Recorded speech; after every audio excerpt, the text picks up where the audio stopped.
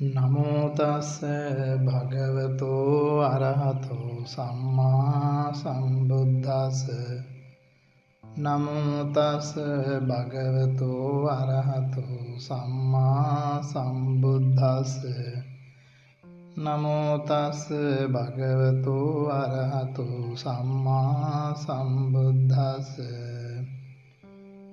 පින්වත්නි, අතීතයේ ලංකාවේ බැමිණිතිසාය කියලා දුර්භික්ෂයක් ඇති වුණා. අවුරුදු 12ක් තරම් දීර්ඝ කාලයක් නිසි පරිදි වැසි නොලබා මිනිසුන්ගේ සම්පත් පිරිහුණා. ගොවිතැන් පාළු වෙලා ගියා. හරියට ආහාර පාන නැති නිසා මිනිසුන් ලෙඩ වුණා. විවිධ උවදුරු වලින් බිය උපද්‍රව ඇති වුණා. මිනිස්සු තැන් තැන්වල එකතු වෙලා ජීවත් වුණා.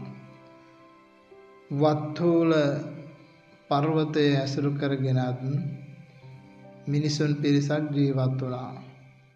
මේ අතර එක් පුරුෂයෙක් තමන්ගේ බිරිඳ සමග පර්වතය මුදුනට ගොස් වාසය කරන්න තැනක් සොයනවා. පින්වත්නි, ඒ අවස්ථාවේ පුරුෂයා දකිනවා ඒ පර්වතය මුදුනේ කරගසක් තියෙනවා. එම කරගස ඇසුරු කරගෙන ජීවත් වීමට ඒ අය තීරණය කළා. පින්වත්නි, මේ අතර කරගහේ අතු 3ක් තියෙනවා. මේ පුරුෂයා කල්පනා කරනවා ඒ එක් අත්තකින් ආගන්තුක සත්කාර කරන්නත්, එක් අත්තක් දානයක් දෙන්නත්, ඉතිරි අත්තෙන් තමාගේ අවශ්‍යතාවයන් සඳහා, තමාගේ පරිභෝජනය සඳහා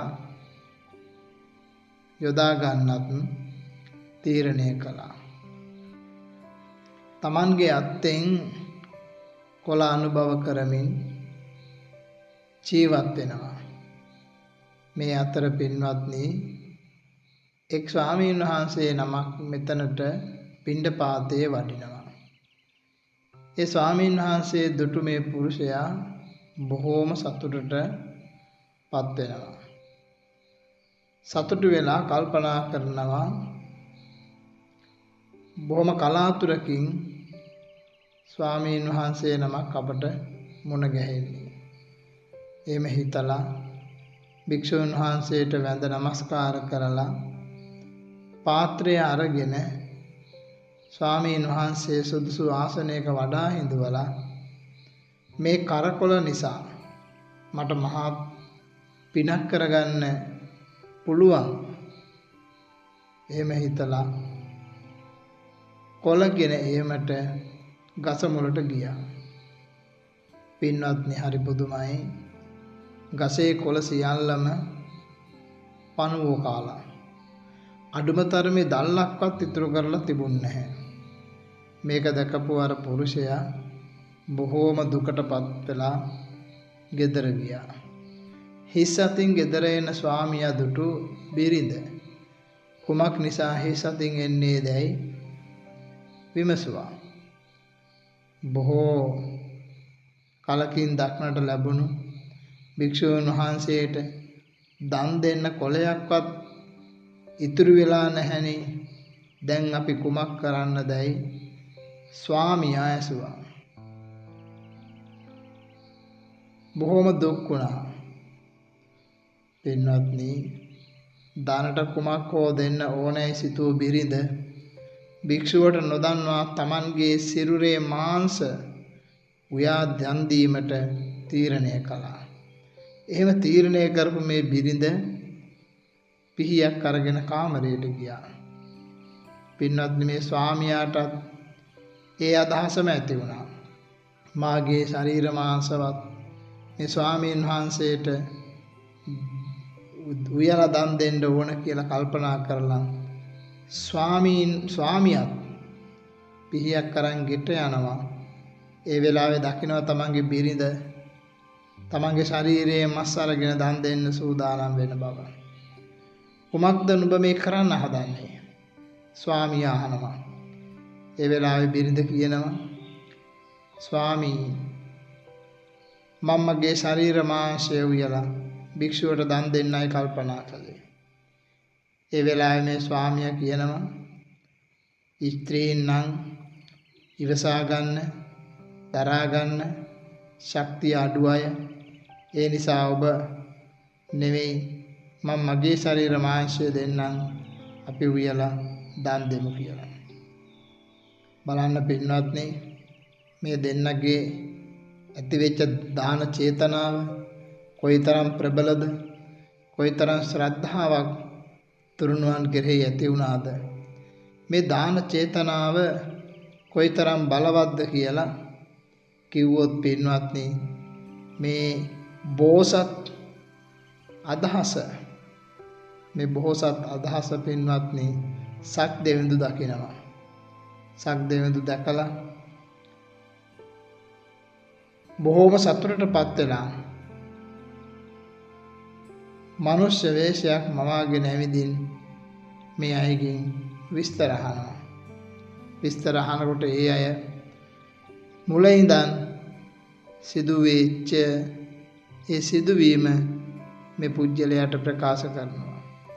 ඒ වෙලාවේ යා කියනවා පින්වත්නි මම නුඹලගේ මේ අදහස් දැක්කා. මම සක් දෙවිඳු මෙන්න මේ සම්පත් මේ භවභෝග මේ ධනය මං ඔබලට පරිත්‍යාග කරනවා. මේවා අරගෙන සුවසේ ජීවත් වෙන්නේ සක් දෙවිඳු ප්‍රකාශ කළා. පින්වත්නි ඒ සම්පත් වලින් බොහෝ භික්ෂූන්ට ඒ වගේම දුගී අසරණයින්ට දන් දුන්නා. කොපමණ දුන්නත් ඒවා අඩු වෙන්නේ නැහැ. බත වියලා එක හැන්දක් ගත්තනම් ඒ හැන්ද විතරක් ඒ ගත්ත බත් ටික විතරයි අඩු වෙන්නේ.